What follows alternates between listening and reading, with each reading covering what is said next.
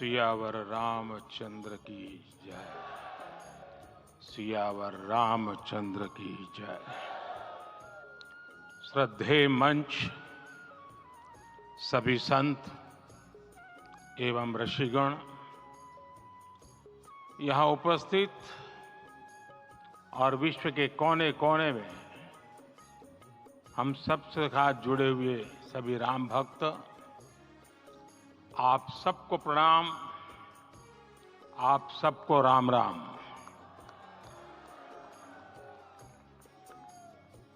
आज हमारे राम आ गए हैं।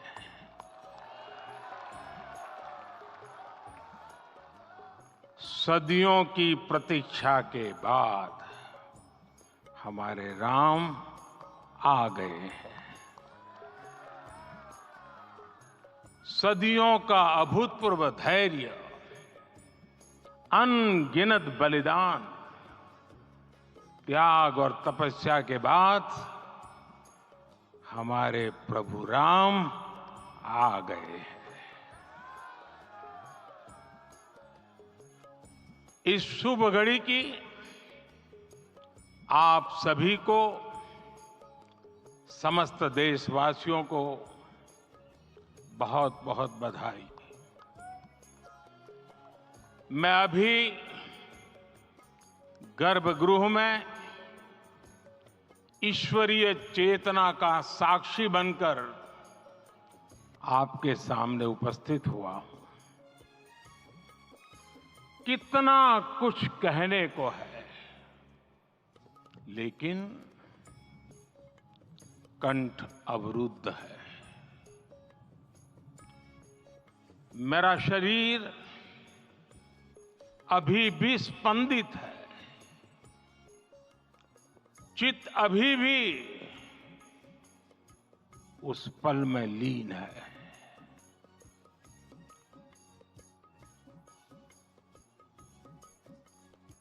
हमारे रामलला अब टेंट में नहीं रहेंगे।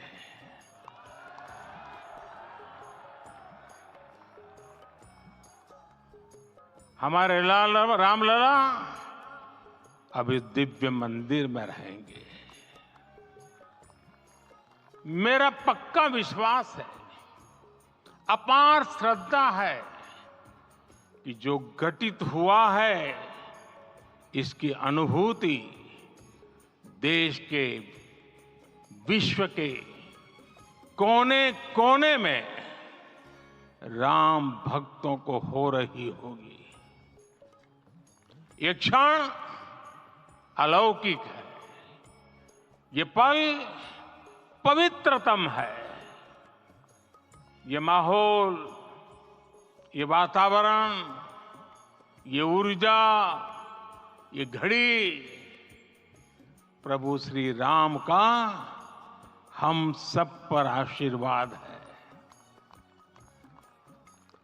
22 जनवरी 2024 का ये सूरज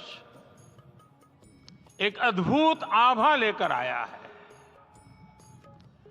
22 जनवरी 2024 ये कैलेंडर पर लिखी एक तारीख नहीं, ये एक नए काल चक्र का उद्गम है।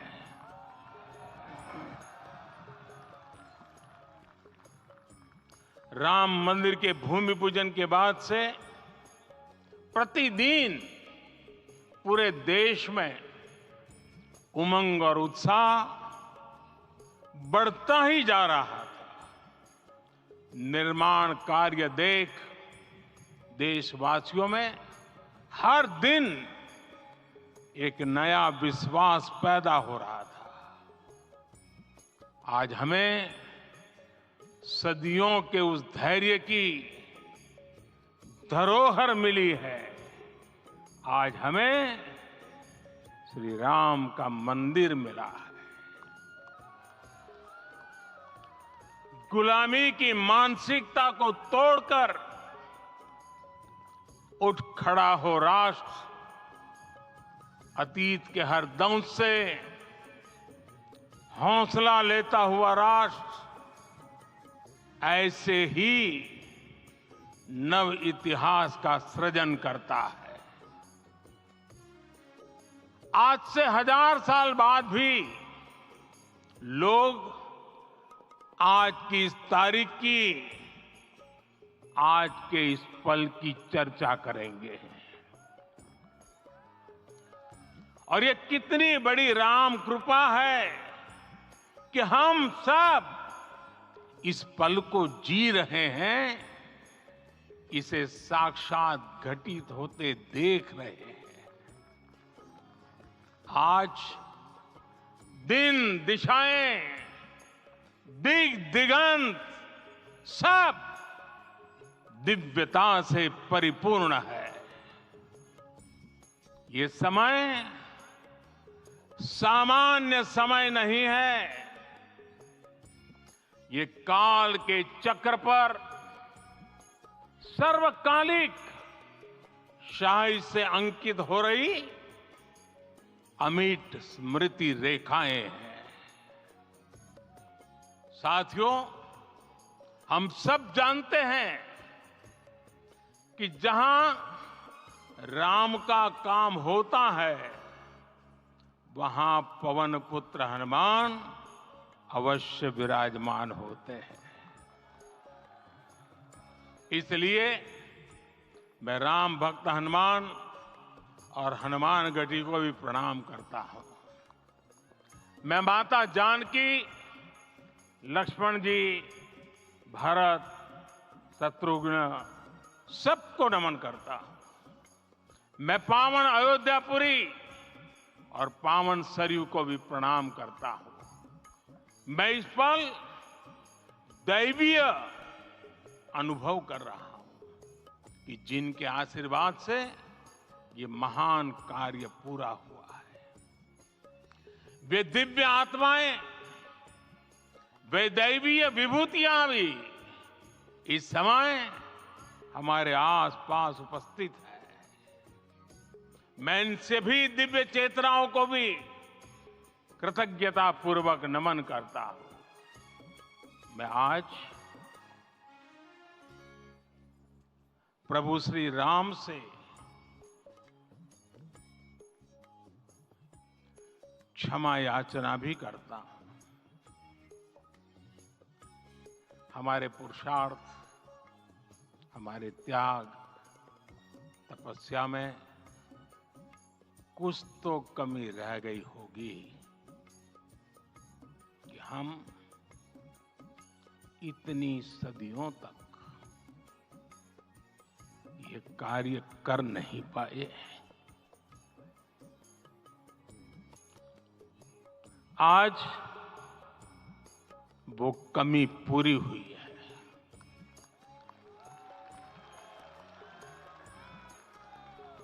मुझे विश्वास है प्रभु राम आज हमें अवश्य क्षमा करेंगे। मेरे प्यारे देशवासियों, त्रेता में राम आगमन पर पूज्य संत तुलसीदास जी ने लिखा है, प्रभु बिलो की हर से पुरबासी, जनित वियोग विपत्ति समनासी। अर्थात प्रभु का आगमन देकर ही सब अयोध्यावासी, समग्र देशवासी हर्ष से भर गए। लंबे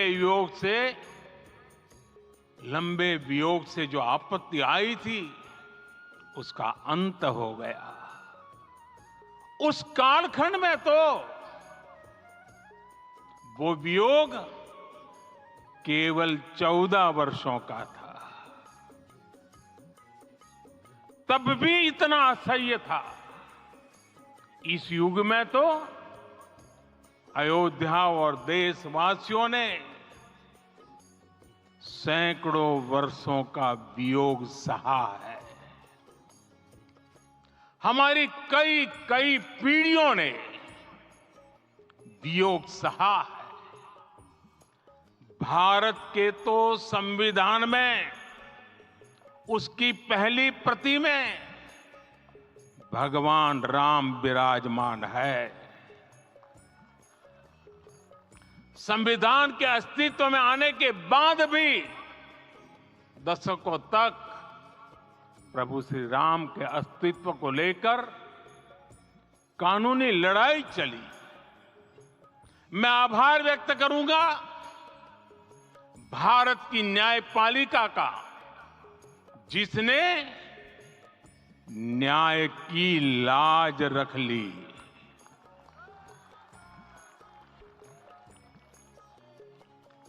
न्याय के पर्याय प्रभु राम का मंदिर भी न्यायबद्ध तरीके से ही बना। साथियों, आज गांव-गांव में एक साथ कीर्तन संकीर्तन हो रहे हैं।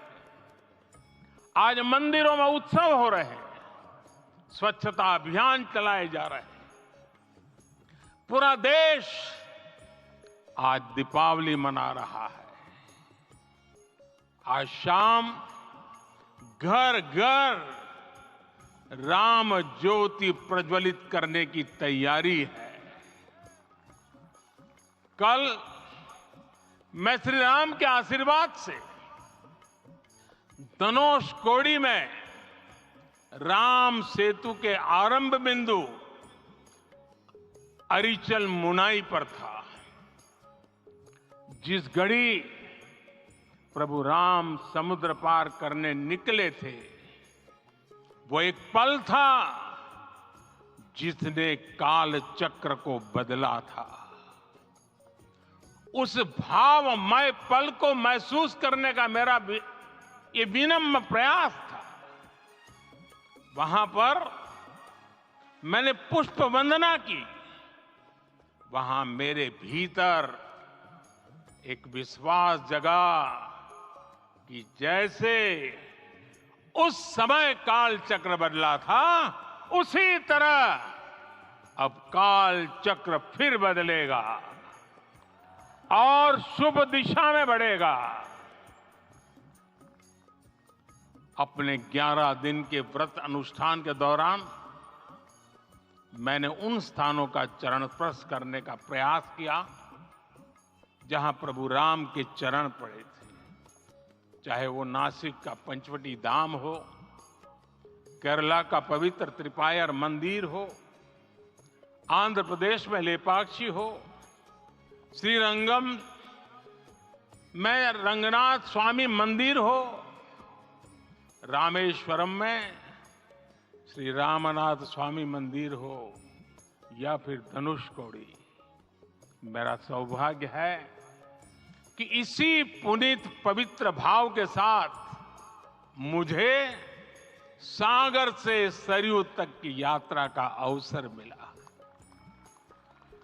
सागर से सरयू तक हर जगह राम नाम का वही उत्सव भाव छाया हुआ है।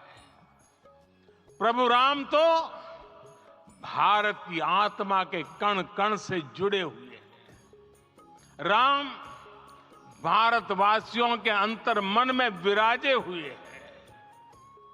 हम भारत में कहीं भी किसी की अंतरात्मा को छुएंगे तो इस एकत्व की अनुभूति होगी, और यही भाव सब जगह मिलेगा।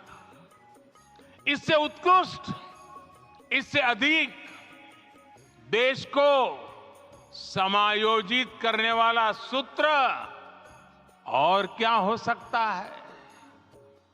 मेरे प्यारे देशवासियों, मुझे देश के कोने कोने में अलग अलग भाषाओं में रामायण सुनने का अवसर मिला है, लेकिन विशेषकर पिछले 11 दिनों में रामायण अलग अलग भाषा में अलग राज्यों से मुझे विशेष रूप से सुनने का मौका मिला। राम को परिभाषित करते हुए ऋषियों ने कहा है, रमन्ते यस्मिन् इति रामः, अर्थात जिसमें रम जाए वही राम है।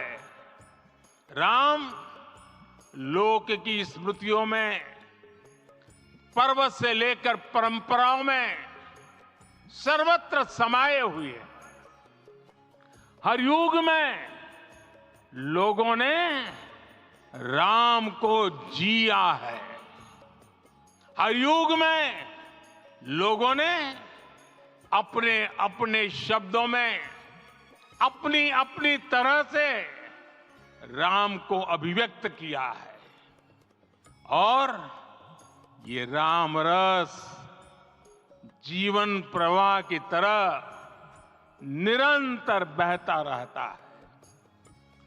प्राचीन काल से भारत के हर कोने के लोग राम रस का आचमन करते रहे हैं। राम कथा असीम है और रामायण भी अनंत है। राम के आदर्श, राम के मूल्य, राम की शिक्षाएं सब जगह एक समान है। प्रिय देशवासियों, आज इस ऐतिहासिक समय में देश उन व्यक्तित्वों को भी याद कर रहा है जिनके कार्य और समर्पण की वजह से आज हम ये शुभ दिन देख रहे हैं। राम के इस काम में कितने ही लोगों ने त्याग और तपस्या की पराकाष्ठा करके दिखाई है। उन अनगिनत राम भक्तों के, उन अनगिनत कार सेवकों के और उन अनगिनत संत महात्माओं के हम सब ऋणी हैं। साथियों, आज का ये अवसर उत्सवता का क्षण तो है ही, लेकिन इसके साथ ही यह क्षण भारतीय समाज की परिपक्वता के बोध का भी क्षण है। हमारे लिए ये अवसर सिर्फ विजय का नहीं, विनय का भी है। दुनिया का इतिहास साक्षी है कि कई राष्ट्र अपने ही इतिहास में उलझ जाते हैं। ऐसे देशों ने जब भी अपने इतिहास की उलझी हुई गांठों को खोलने का प्रयास किया, उन्हें सफलता पाने में बहुत कठिनाई आई, बल्कि कई बार तो पहले से ज्यादा मुश्किल परिस्थितियां बन गई। लेकिन हमारे देश ने इतिहास की इस गांठ को जिस गंभीरता और भावुकता के साथ खोला है, वो ये बताती है कि हमारा भविष्य हमारे अतीत से बहुत सुंदर होने जा रहा है। वो भी एक समय था जब कुछ लोग कहते थे कि राम मंदिर बना तो आग लग जाएगी। ऐसे लोग भारत के सामाजिक भाव की पवित्रता को नहीं जान पाए। रामलला के इस मंदिर का निर्माण भारतीय समाज के शांति, धैर्य, आपसी सद्भाव और समन्वय का भी प्रतीक है। हम देख रहे हैं ये निर्माण किसी आग को नहीं, बल्कि ऊर्जा को जन्म दे रहा है। राम मंदिर समाज के हर वर्ग को एक उज्जवल भविष्य के पथ पर बढ़ने की प्रेरणा लेकर आया है। मैं आज उन लोगों से आह्वान करूंगा, आइए आप महसूस कीजिए, अपनी सोच पर पुनर्विचार कीजिए। राम आग नहीं है, राम ऊर्जा है। राम विवाद नहीं, राम समाधान है। राम सिर्फ हमारे नहीं है, राम तो सबके हैं।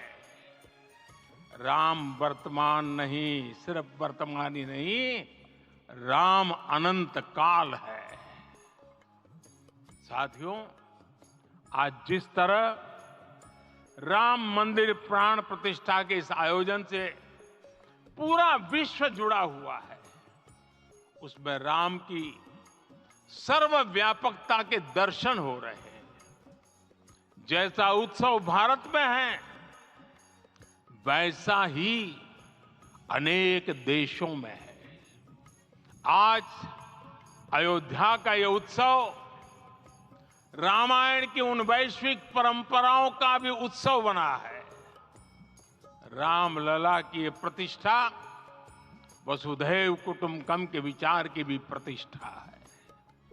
साथियों, आज अयोध्या में केवल श्री राम के विग्रह रूप की प्राण प्रतिष्ठा नहीं हुई है, ये श्री राम के रूप में साक्षात भारतीय संस्कृति के प्रति अटूट विश्वास की भी प्राण प्रतिष्ठा है। ये साक्षात मानवीय मूल्यों और सर्वोच्च आदर्शों की भी प्राण प्रतिष्ठा है। इन मूल्यों की, इन आदर्शों की आवश्यकता आज संपूर्ण विश्व को है।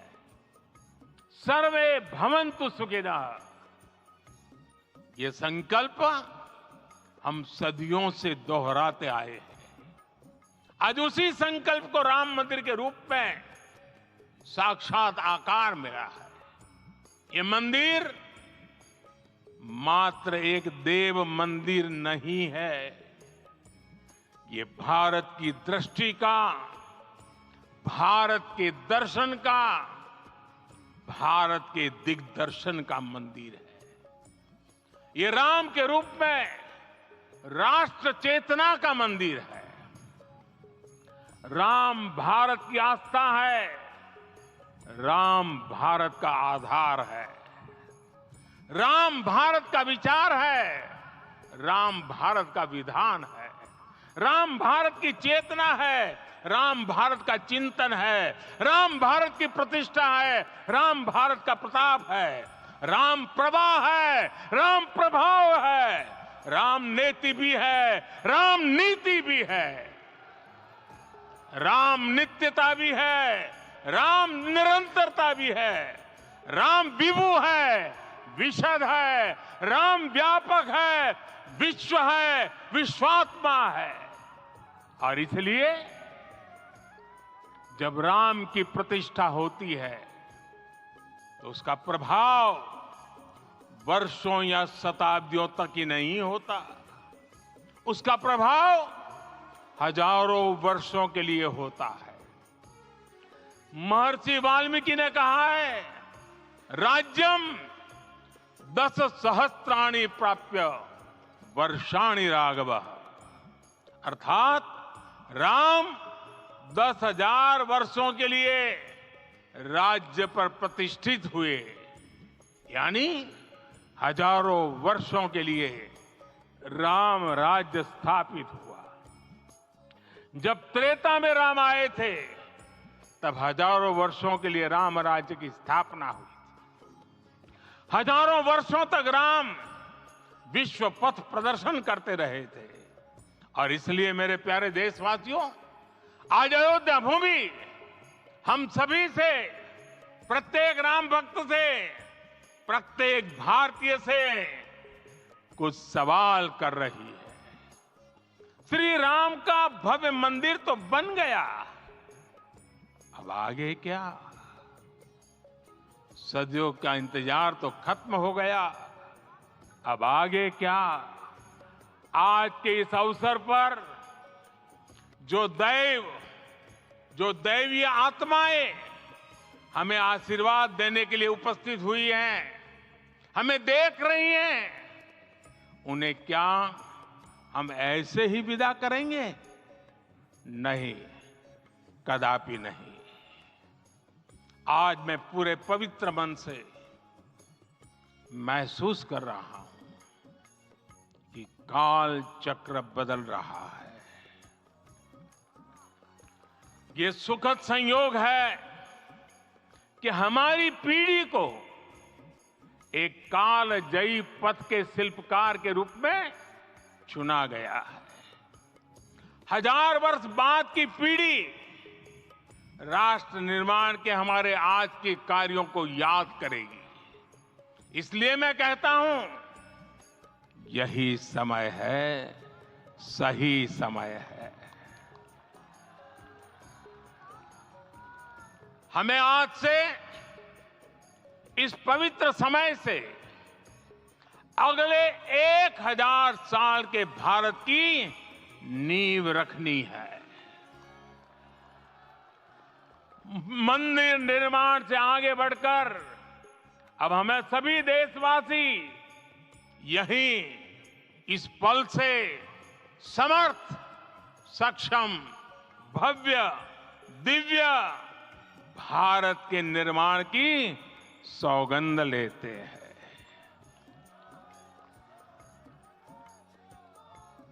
राम के विचार मानस के साथ ही जनमानस में भी हो, यही राष्ट्र निर्माण की सीढ़ी है। साथियों, आज के युग की मांग है कि हमें अपने अंतःकरण को विस्तार देना होगा। हमारी चेतना का विस्तार देव से देश तक, राम से राष्ट्र तक होना चाहिए। हनुमान जी की भक्ति, हनुमान जी की सेवा, हनुमान जी का समर्पण, ये ऐसे गुण हैं जिन्हें हमें बाहर नहीं खोजना पड़ता। प्रत्येक भारतीय में भक्ति, सेवा और समर्पण के भाव समर्थ, सक्षम, भव्य, दिव्य भारत का आधार बनेंगे। और यही तो है देव से देश और राम से राष्ट्र की चेतना का विस्तार। दूर सुदूर जंगल में, कुटिया में जीवन गुजारने वाली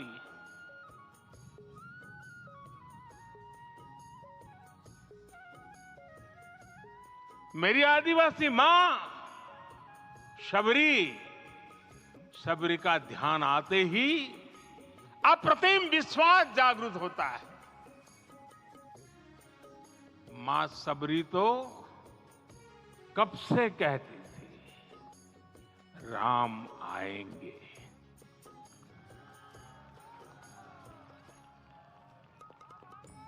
प्रत्येक भारतीय में जन्मा यही विश्वास समर्थ, सक्षम, भव्य भारत का आधार बनेगा। और यही तो है देव से देश और राम से राष्ट्र की चेतना का विस्तार। हम सब जानते हैं कि निषाद राज की मित्रता सभी बंधनों से परे है। निषाद राज का राम के प्रति सम्मोहन, प्रभु राम का निषाद राज के लिए अपनापन कितना मौलिक है। सब अपने हैं, सभी समान है। प्रत्येक भारतीय में अपनत्व की, बंधुत्व की ये भावना समर्थ, सक्षम, भव्य, दिव्य भारत का आधार बनेगी। और यही तो है देव से देश और राम से राष्ट्र की चेतना का विस्तार। साथियों, आज देश में निराशा के लिए रत्ती भर भी स्थान नहीं है। मैं तो बहुत सामान्य हूं, मैं तो बहुत छोटा हूं। अगर कोई ये सोचता है तो उसे गिलहरी के योगदान को याद करना चाहिए। गिलहरी का स्मरण ही हमें हमारी इस हिचक को दूर करेगा, हमें सिखाएगा कि छोटे बड़े हर प्रयास की अपनी ताकत होती है, अपना योगदान होता है। और सबके प्रयास की यही भावना समर्थ, सक्षम, भव्य, दिव्य भारत का आधार बनेगी। और यही तो देव से देश और राम से राष्ट्र की चेतना का विस्तार। साथियों, लंकापति रावण प्रकांड ज्ञानी थे, अपार शक्ति के धनी थे, लेकिन जटायु जी की मूल्य निष्ठा देखिए। वे महाबली रावण से भिड़ गए। उन्हें भी पता था कि वो रावण को परास्त नहीं कर पाएंगे, लेकिन फिर भी उन्होंने रावण को चुनौती दी। कर्तव्य की यही पराकाष्ठा समर्थ, सक्षम, भव्य, दिव्य भारत का आधार है।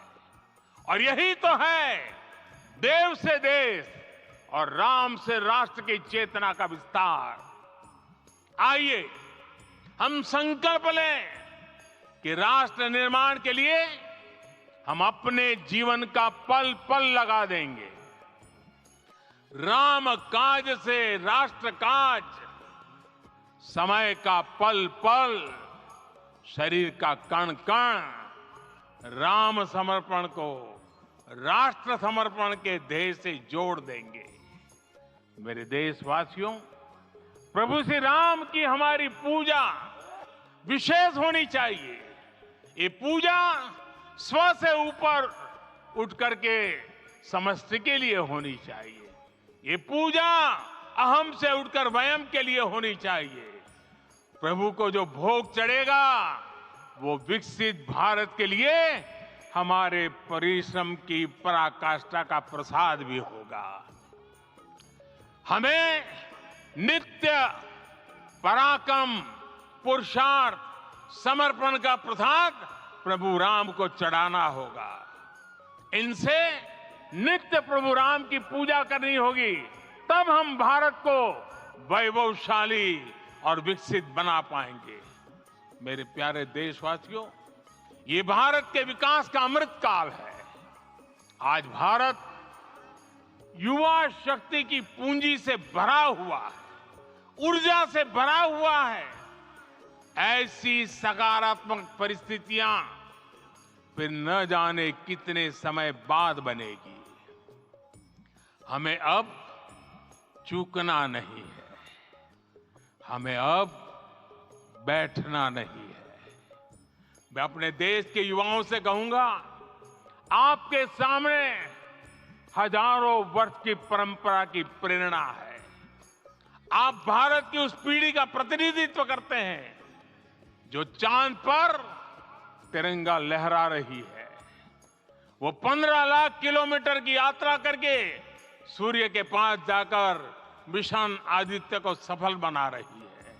जो आसमान में तेजस और सागर में विक्रांत का परचम लहरा रही है। अपनी विरासत पर